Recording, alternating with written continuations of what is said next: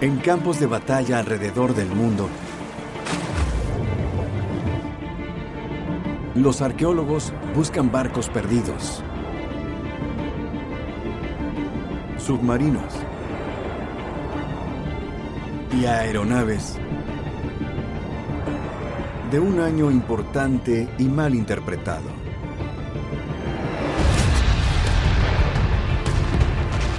...1945. Nada nos garantizaba que la Segunda Guerra Mundial iba a terminar en el 45. Había cada vez más presión tanto en el Pacífico como en Europa. Lo que se necesitaba era algún progreso, alguna innovación que estaba por suceder. Hitler aún domina a Alemania y sus científicos perfeccionan armas nuevas y aterradoras. Japón jura luchar hasta las últimas consecuencias. La rendición es impensable. Era todo un dilema para quienes tomaban las decisiones en Estados Unidos el cómo terminar con la guerra. ¿Qué es lo que drenar 4 naufragios separados por miles de kilómetros?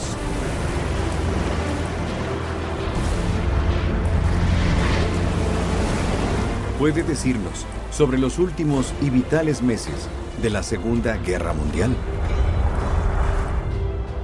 Y la guerra no terminó en silencio. Fue un año de absoluta violencia. Fue un año que sacudió al mundo.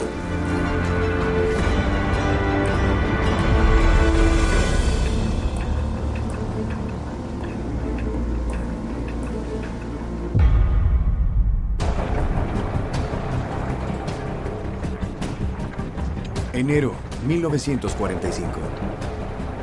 Las fuerzas soviéticas presionan territorio ocupado por los nazis. Eso detona una crisis para los ciudadanos alemanes. Detrás del frente alemán había millones de civiles alemanes. Muchas de estas personas vivían con miedo de ser invadidos por los rusos. Para muchos, el mar es el único camino para salvarse.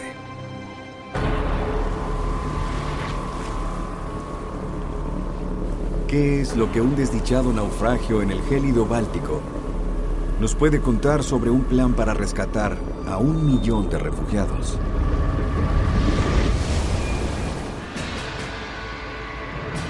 El 23 de enero de 1945, la naval alemana, o Kriegsmarine, pone en marcha un plan para rescatar tanto a soldados como a civiles, la Operación Hannibal.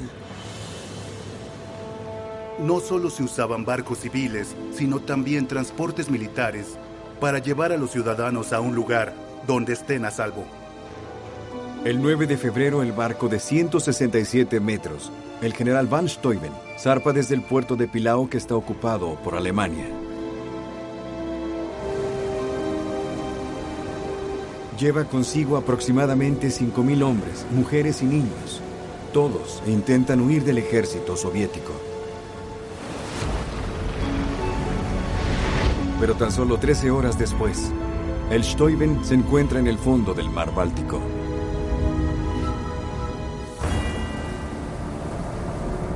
Hoy, un equipo polaco de buzos de élite quiere descubrir qué fue lo que sucedió.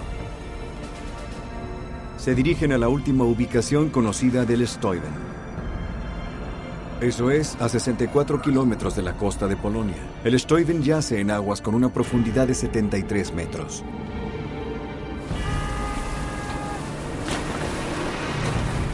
Debido a las bajas temperaturas del Báltico, durante todo el año los naufragios se conservan a la perfección. Así que hay una buena probabilidad de que aún haya evidencia de su terrible destino. Pero esta misión es peligrosa. Para buscar el Steuben debe ser un buzo con mucha experiencia. Está completamente oscuro. A 70 metros en el Báltico siempre está oscuro y siempre hace frío. El agua está a 4 grados. Si falla el traje, estás en problemas. Cada buzo cuenta con solo 30 minutos en el naufragio. Permanecer más tiempo podría ser mortal.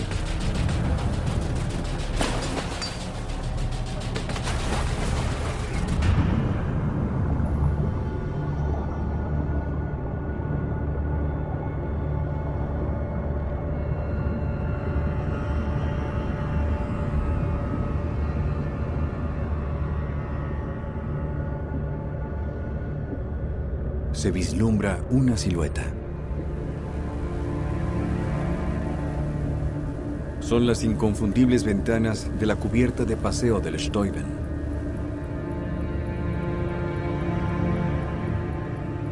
Siento como si retrocediera en el tiempo.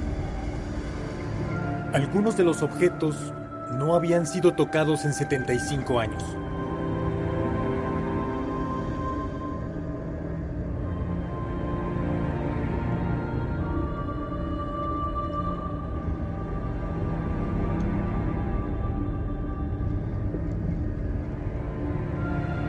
Ha sido un viaje especial. En este barco ha sido fantástico.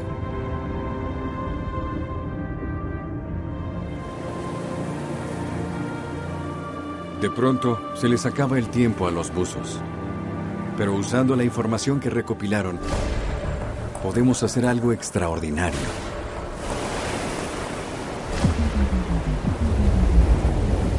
Podemos abrir las aguas del Báltico.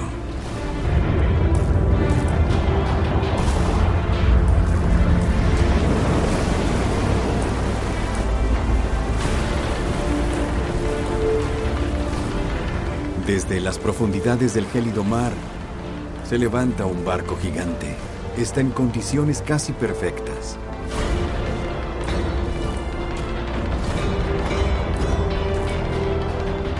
A lo largo de la cubierta de estribor, hay una hilera inconfundible de ventanas. Y una pista crucial. Un agujero bajo la línea de agua. ¿Qué pudo haberlo provocado? El Báltico está repleto de minas navales en 1945. ¿El Steuben habrá chocado con alguna? Cualquier barco podría ser un objetivo, así que una de las labores de la Kriegsmarine era asegurarse de despejar sus rutas de navegación. Cuando terminaban de hacerlo es cuando se daba el aviso de poder navegar. Un análisis de la ruta del Steuben y la ubicación de su hundimiento son prueba de que se mantiene dentro de la ruta. Así que es poco probable que se trate de una mina. De regreso en el naufragio drenado encontramos nuevas pistas. Cerca de la proa hay un segundo agujero. Está a 20 metros del primero. No hay lugar para dudas.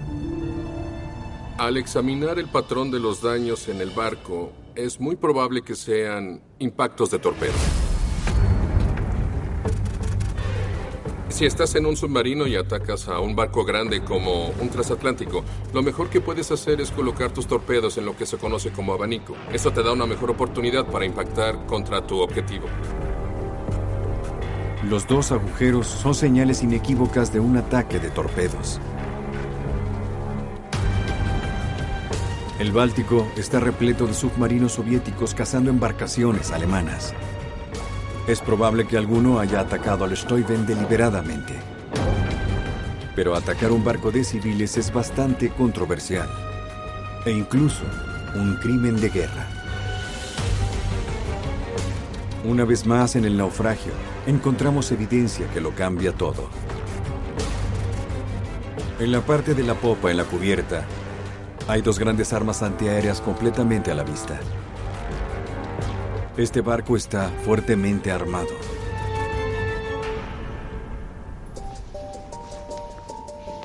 Los nazis destruyen una gran cantidad de registros militares en los últimos meses de la guerra. Pero en su cruzada por descubrir la verdad, el historiador marino Jan Witt logra encontrar los últimos documentos que quedan sobre el Steuben. Aquí podemos ver al Steuben en su apogeo como una nave turística de lujo. Es una belleza. Esta imagen muestra al Stuyven después de ser requisada por la Kriegsmarine para ser un barco de transporte. Cambiaron la pintura de un blanco puro y brillante a un estilo militar para camuflajear su silueta.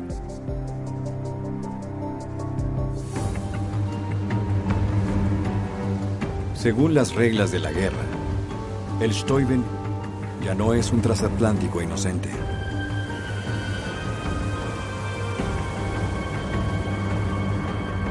Al ser un simple transporte de tropas al servicio de la Kriegsmarine, es considerado, según las leyes internacionales de la guerra, como objetivo válido.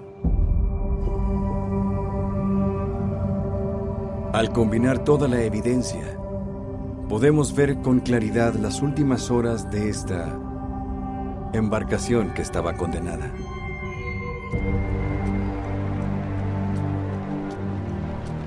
Un enorme grupo de refugiados llega a Pillau al principio de febrero. Saben que el Stuyven puede ser uno de los últimos barcos en zarpar. El capitán del Stuyven se apiada a pesar de que el barco está lleno de soldados y permite que más de 1000 civiles aborden.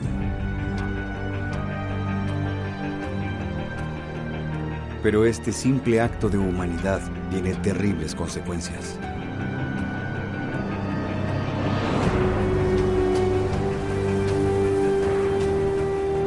Poco antes de la 1 de la mañana, mientras la mayoría está durmiendo, el primer torpedo impacta contra el estribor del Stuyven.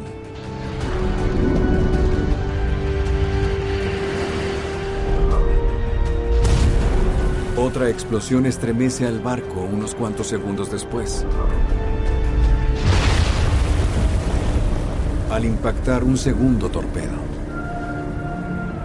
Eres un civil. Te ves forzado a llegar a la costa por miedo a la invasión de un ejército vengativo. Te logras embarcar y de pronto hay una explosión. Se apagan las luces y el barco se comienza a hundir.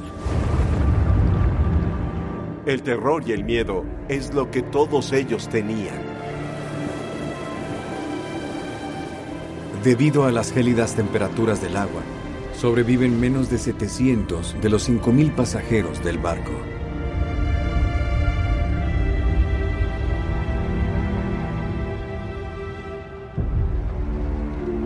Casi 1 millón de civiles alemanes logran escapar del ejército soviético. Pero la Operación Hannibal le cuesta a los alemanes 161 barcos y más de 30.000 vidas.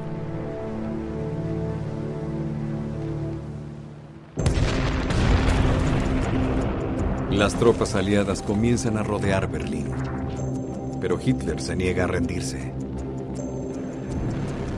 Para mejorar sus probabilidades, deposita su fe en armas secretas.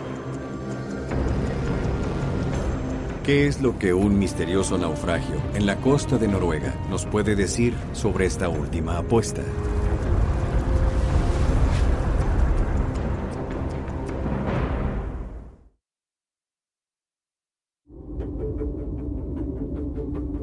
En el 2003, un barco de sondeo de Noruega está buscando naufragios.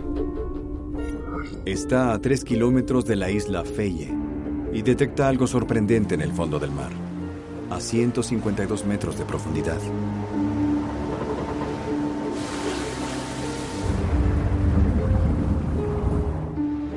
Un equipo explora el lugar con un vehículo operado a distancia. Estamos a 30 metros del fondo marino. No pasa mucho tiempo antes de que el vehículo detecta algo inesperado.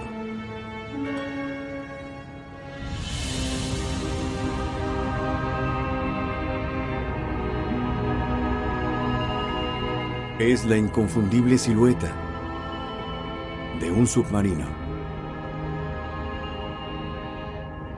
Para entender qué clase de submarino es y por qué está en el fondo del Mar del Norte,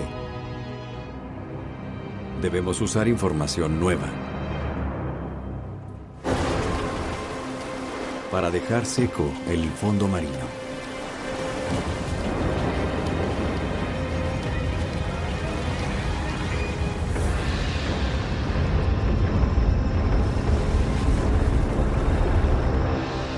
La parte más grande del naufragio tiene todas las características de un submarino alemán. Pero este submarino es mucho más grande que cualquiera que haya sido encontrado en estas aguas. Sus restos están divididos en dos áreas separadas, como si lo hubieran partido a la mitad. Al juntar todas las piezas, podemos ver la escala de este enorme submarino. Mide 87 metros de longitud. ¿Qué es este monstruo de las profundidades? Si encuentras un enorme submarino alemán, es casi seguro que hayan encontrado un submarino U-Boat. Eran submarinos de largo alcance, construidos especialmente para operaciones a distancia.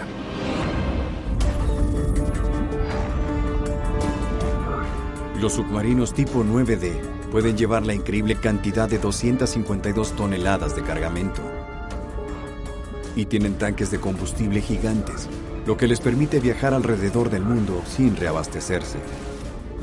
Los alemanes solamente construyeron 30 de estos submarinos monstruo. ¿Podrá esto ayudar al equipo a identificar exactamente qué submarino es este? Al regresar al naufragio drenado, encontramos una pista más. Cerca de la popa del submarino encontramos un snorkel. Cuando se extiende, logra traer aire desde la superficie hasta los motores del submarino. Esto permite que se mantenga por más tiempo bajo el agua, indetectable. Jan Witt revisa los archivos de la época de la guerra y descubre que solo 5 de los submarinos tipo 9D estaban equipados con un snorkel. Así es como logra recrear el destino de cada uno. 2 de los submarinos sobrevivieron a la guerra y otros 2 se hundieron en otros mares.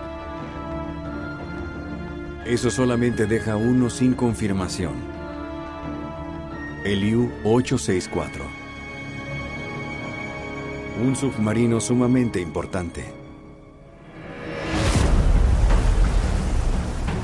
Los registros de la guerra revelan que en febrero de 1945, el U-864 está en una misión secreta.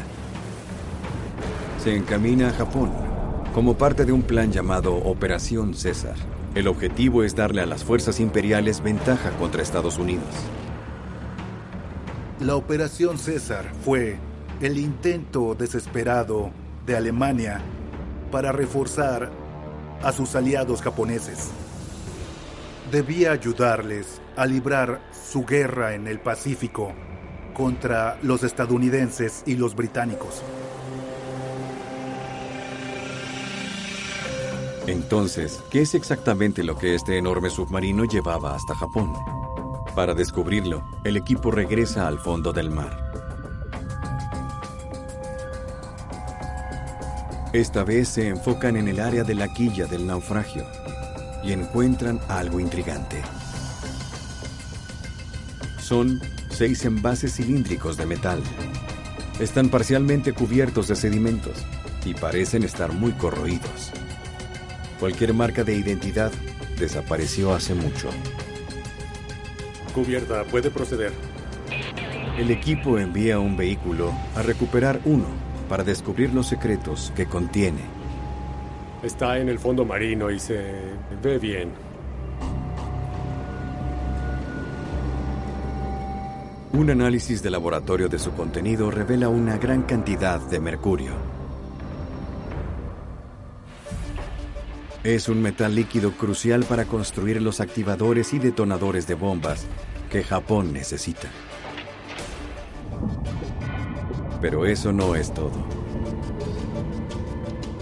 A bordo del U-864 había tecnologías nuevas, súper secretas, que los alemanes desarrollaron durante la guerra, cosas como motores modernos de jet. Al parecer, era una transferencia tecnológica hacia Japón. En 1945, los nazis estaban muy adelantados en el desarrollo tecnológico de motores para jets. Eso les permite construir el ME-262, el jet caza operacional más veloz de los cielos. Pero el motor prototipo que enviaron a Japón jamás llegó. Permanece dentro del U-864, en el fondo del Mar del Norte. Entonces, ¿qué impidió que este submarino y su cargamento ultra secreto llegara a Japón?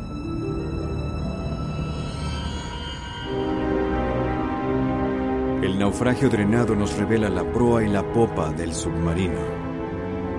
Tienen 30 metros de separación en el fondo del mar. Solo hay una cosa que podría explicarlo. Cuando observas el naufragio del U-864 es muy evidente que le dispararon un torpedo. He estudiado muchos casos de submarinos impactados por torpedos y por lo general comparten una característica que es partirse por la mitad. ¿De dónde vino este torpedo? El equipo investiga registros marítimos de la guerra y descubre que no hay botes o aviones aliados con torpedos en el área. Pero sí hay un submarino británico, el HMS Venturer. Los noruegos no solamente encontraron un importante submarino perdido, encontraron a la víctima de una batalla submarina única. Ahora, al combinar la información del escaneo y los registros militares de dos naciones, es posible revivir las últimas horas dramáticas del U-864.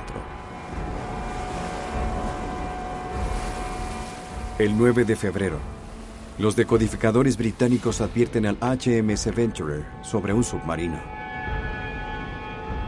El Venturer escucha el movimiento del submarino usando sus hidrófonos y a partir de ahí comienza la cacería. El método usado para dispararle un torpedo al enemigo es esperar hasta que emerja. Pero el U-864 jamás subió. El Venturer rastrea el U-864 por más de una hora, hasta que logra colocarse en una posición óptima para disparar. El comandante del Venturer conoce el recorrido aproximado del submarino enemigo, pero dispararle bajo el agua es casi imposible. Usando una mira tridimensional, dispara un abanico de torpedos y espera una señal. Parece que el último de los 4 torpedos disparados es el que impactó contra el U-864 justo bajo la torre de comunicaciones y lo partió en 2.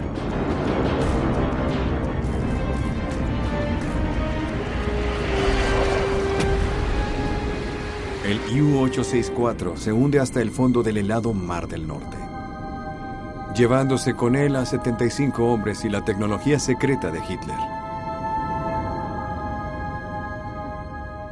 Esta es la primera vez que un submarino sumergido destruye a otro submarino sumergido con torpedos. Así que es un momento único en la historia de las batallas de submarinos. El intento de Hitler para ayudar a Japón es detenido por un extraordinario juego submarino del gato y el ratón. Si el Mercurio hubiera llegado a Japón, habrían tenido la oportunidad para construir cartuchos, mecanismos de disparo, fusibles. Pero el motor de jet y el cohete, si los japoneses hubieran tenido esa tecnología y lo hubieran activado, la historia sería muy diferente. La pérdida de la nueva tecnología alemana es un golpe enorme a los esfuerzos bélicos de Japón. Sus generales ahora deciden recurrir a una nueva y perturbadora forma de atacar. Los restos hundidos de un buque de batalla estadounidense contienen secretos de estos terribles y mortales días.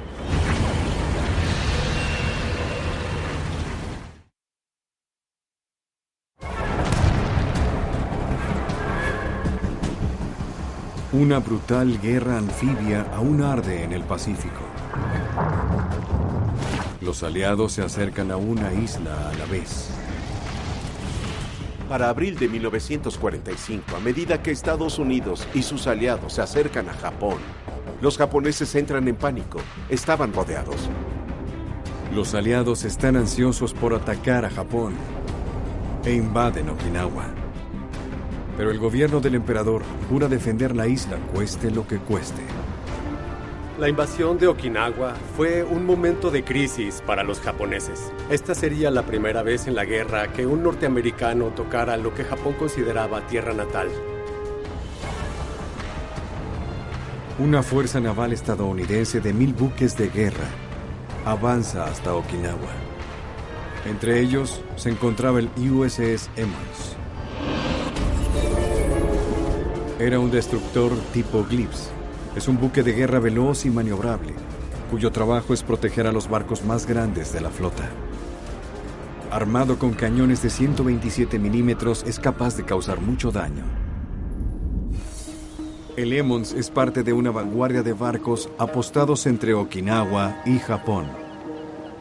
Los estadounidenses desplegaron 16 pequeños destructores hasta lo que ellos llamaban posición de estacas de radar, de 64 a 112 kilómetros más allá de la flota que estaba invadiendo la isla, con el propósito de identificar amenazas japonesas desplegadas.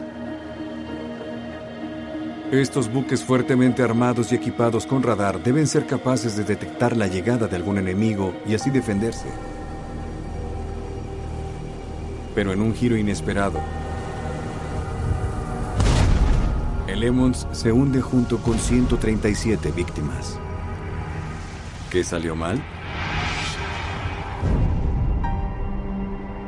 En agosto del año 2000, cerca de la última posición registrada del Emmons, un pescador local avista aceite en el agua.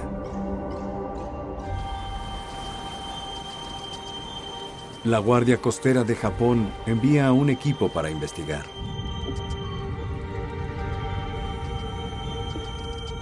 Al sumergirse descubren un enorme naufragio. ¿Podría tratarse del destructor perdido en la guerra?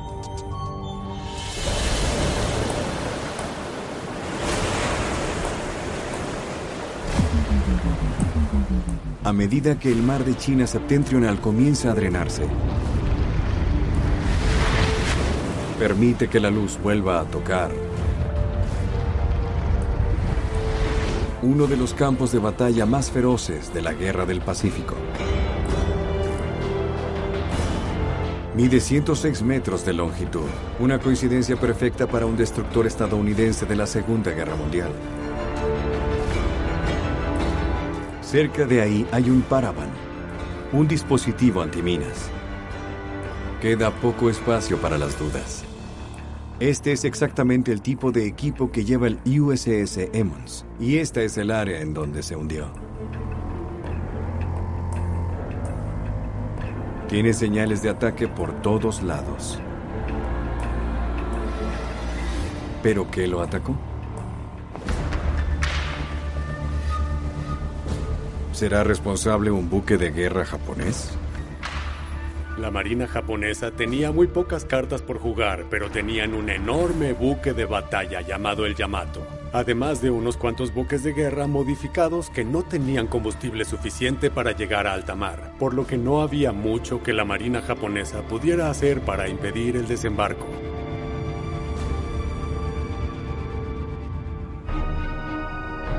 Si un buque de guerra no lo hundió, ¿podremos encontrar pistas de qué fue lo que pasó? Aproximadamente a 15 metros del Emmons yacen los restos de un motor de avión.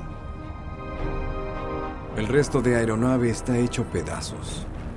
Y la palanca es la parte identificable.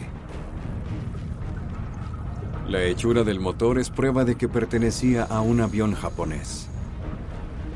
Pero no era de un caza o de un bombardero.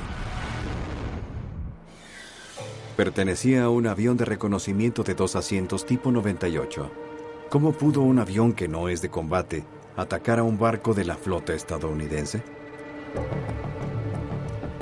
La respuesta es que los japoneses ahora están empleando una nueva y aterradora táctica de guerra.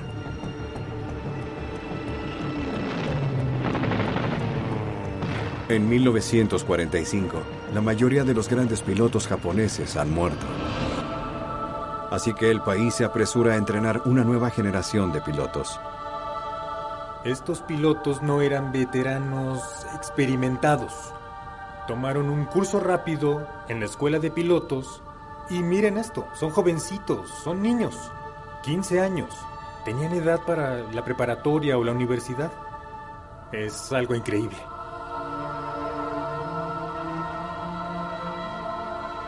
El ejército japonés no necesita entrenar a estos jóvenes por mucho tiempo. Estos pilotos son novatos. Podrían tal vez volar un avión, pero eso es todo.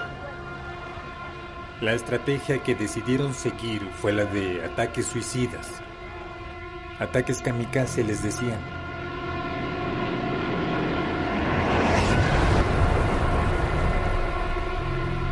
Los ataques kamikaze impactan a la Marina estadounidense, provocan pérdidas enormes e infunden terror.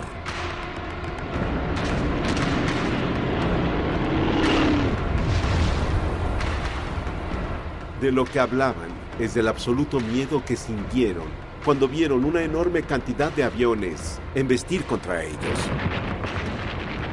Y eso continuó día tras día, hora tras hora. Por eso la guerra, a medida que se acercaba a Japón, fue un infierno.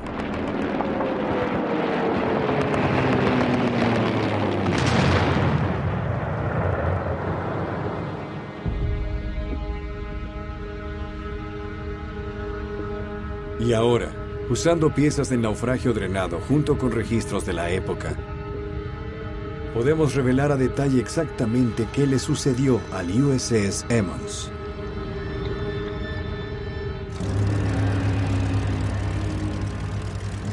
El 6 de abril de 1945, los japoneses despliegan cientos de aviones para lanzar la más grande operación kamikaze de la historia. Le llamaron Operación Crisantemo.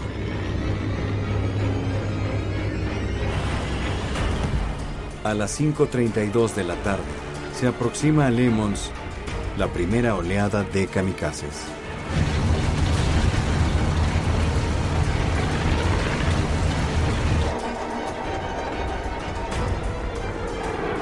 Se defiende con todo lo que puede.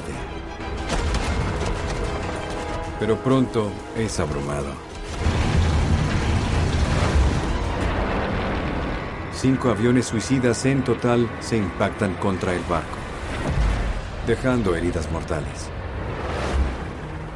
Ese día murieron 60 marineros del Emmons y otros 77 fueron heridos de gravedad. Algunos fueron ejecutados en el mar. Debió ser horrendo.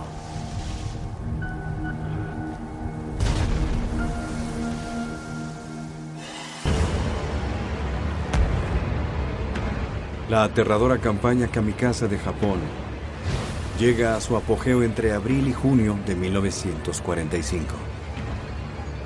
Más de 2.500 ataques suicidas dañan o destruyen más de 400 buques de guerra. Los estadounidenses observan esto y piensan, no se van a detener. Es algo horrible. ¿Qué va a pasar cuando lleguen a las costas de Japón? Los aliados necesitan encontrar una respuesta. ¿Podrá un naufragio cerca de una remota isla del Pacífico ayudar a entender un nuevo plan para detener a los kamikaze y terminar con la guerra?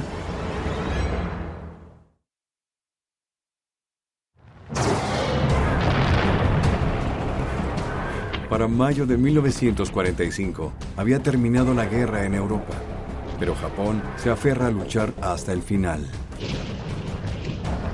Su idea era hacer que pagaran los norteamericanos en sangre y dinero por tanto tiempo que comenzarían a desgastarse y finalmente llegaran a una negociación de rendición. Se están llevando a cabo planes para una invasión a Japón por tierra. Los estrategas aliados temen lo peor. Se hicieron los cálculos y estimaron que esta sería una masacre épica que podría seguir y seguir, potencialmente por lo menos un año. El gobierno de Estados Unidos se enfrenta a la posibilidad de perder a 500.000 de hombres. Así que en lugar de eso, prueban con una nueva arma. Una que esperan pueda ganar la guerra sin necesidad de una invasión por tierra. El Super Fortress B-29. El Super Fortress puede cargar el doble de municiones que cualquier bombardero estadounidense de largo alcance. Y sobre todo, sus enormes tanques de combustible le dan una autonomía de 5.230 kilómetros, permitiéndole llegar hasta el corazón de Japón desde bases a cientos de kilómetros de distancia. Pero hay un problema. Estos aviones de alta tecnología caen del cielo a un ritmo vertiginoso. Encontrar el naufragio de uno de estos aviones icónicos ¿nos dirá la razón?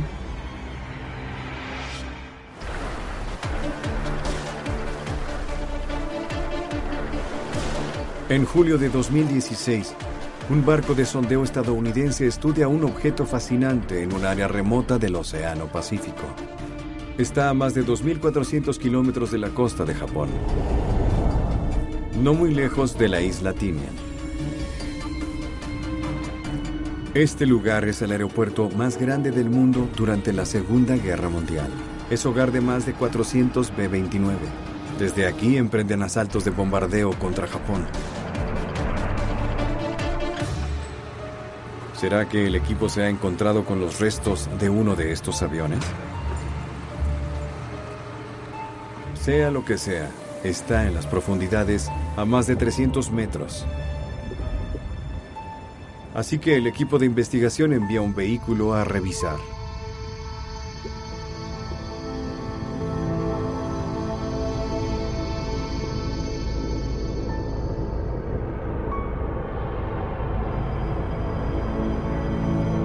Hemos descubierto escombros en el lecho marino, frente a nosotros. Sí, es parte de un avión.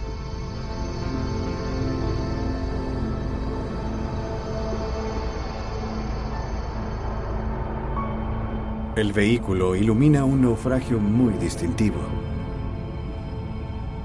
Este solo puede tratarse de un avión. ¿Es el ala de un B-29? Eso parece. ¿Cómo es que terminó aquí?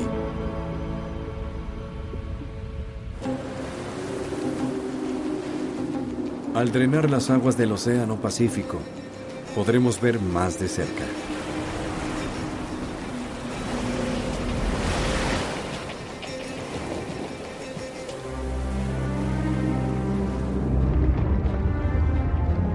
El ala emerge y brilla con la luz del sol. Después de 75 años en el fondo del mar, está sorprendentemente conservada. El avión descansa boca arriba. El tren de aterrizaje está retraído y no hay señales de alguna bomba. Aún tiene consigo 3 de los 4 motores, pero falta el resto del avión. ¿Qué pudo provocar un daño tan catastrófico?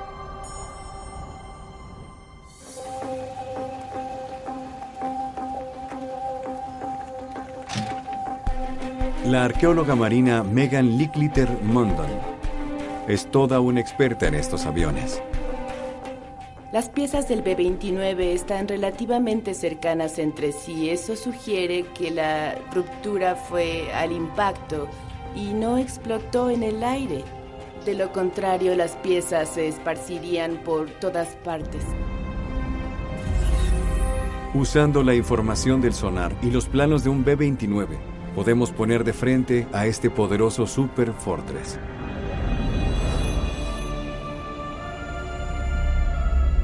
Ahora vemos que todos los motores tienen un patrón de daño similar en la parte de abajo. ¿Qué clase de choque podría provocar esto? Todos los motores que podemos observar Están destruidos, lo que nos lleva a pensar que cuando este avión cayó se aplastó al aterrizar. Significa que básicamente el avión cayó en posición horizontal. Esta es una clara evidencia de que este bombardero no sufrió una pérdida de control catastrófica. Hizo un intento deliberado por caer en el mar. Nuestro naufragio está por aquí. Podemos ver que está directamente en el patrón de vuelo para el campo norte de Tinian. El sitio del naufragio está a solo 4 kilómetros del final de la pista. Este B-29 jamás llegó hasta Japón. De hecho, parece que apenas si pudo levantar el vuelo. Pero ¿por qué un avión que costó millones de dólares en desarrollo se estrellaría al despegar? Tal vez haya respuestas en el naufragio drenado.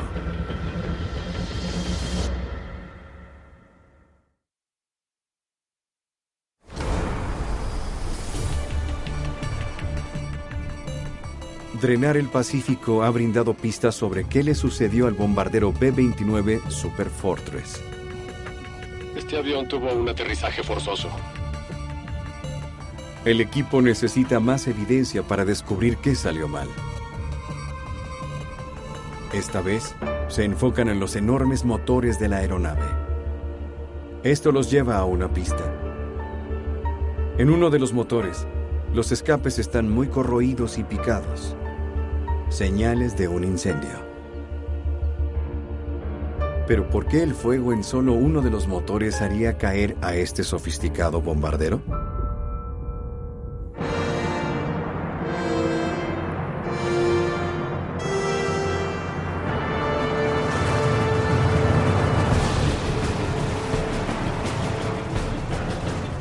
Revisión previa al vuelo.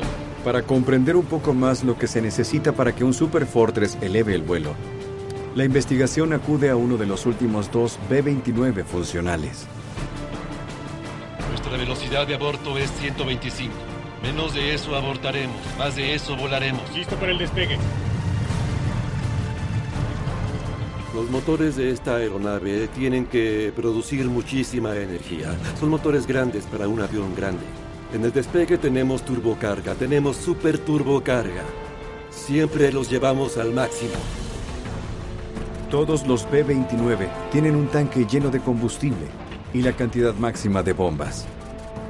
El resultado, un avión bastante pesado en el despegue. De acuerdo, potencia al máximo. Potencia al máximo.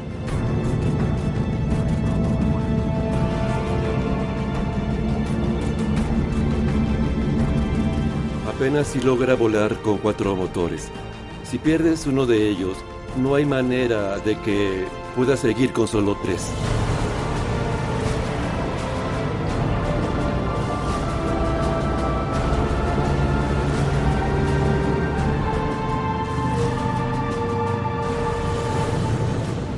Para terminar rápido con la guerra, Estados Unidos lleva a estos aviones a su límite operativo.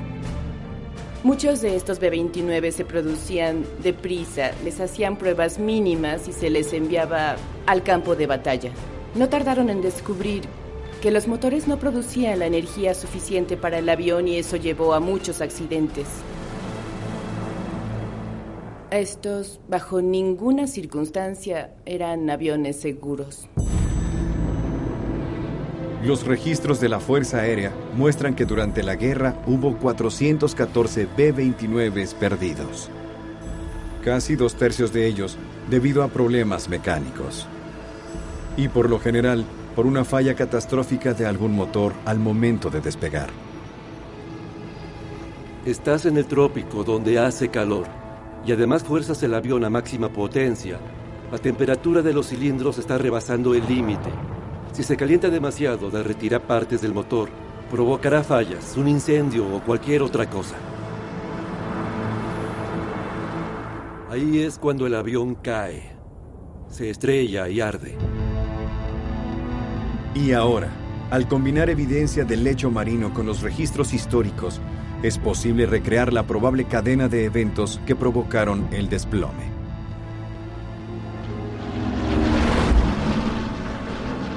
Al despegar de la isla Tinian, el B-29 presenta problemas con el motor. Preparándose para lo peor, la tripulación retrae el tren de aterrizaje y suelta las bombas.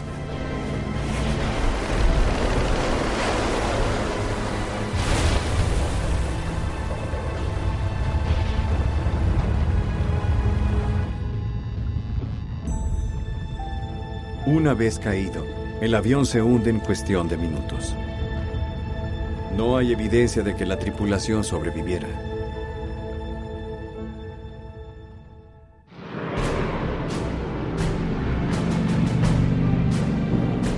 A pesar de los constantes problemas mecánicos, los B-29 juegan un rol decisivo en las últimas etapas de la guerra. Y el 6 de agosto de 1945, un superfortress llamado Enola Gay deja caer una bomba atómica en Hiroshima.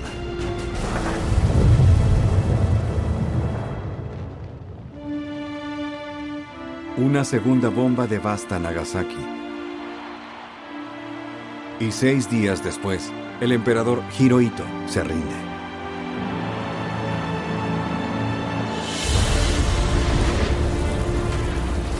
Los naufragios de 1945 sobreviven como testamento de los sacrificios hechos por los ejércitos y los civiles de todas las naciones.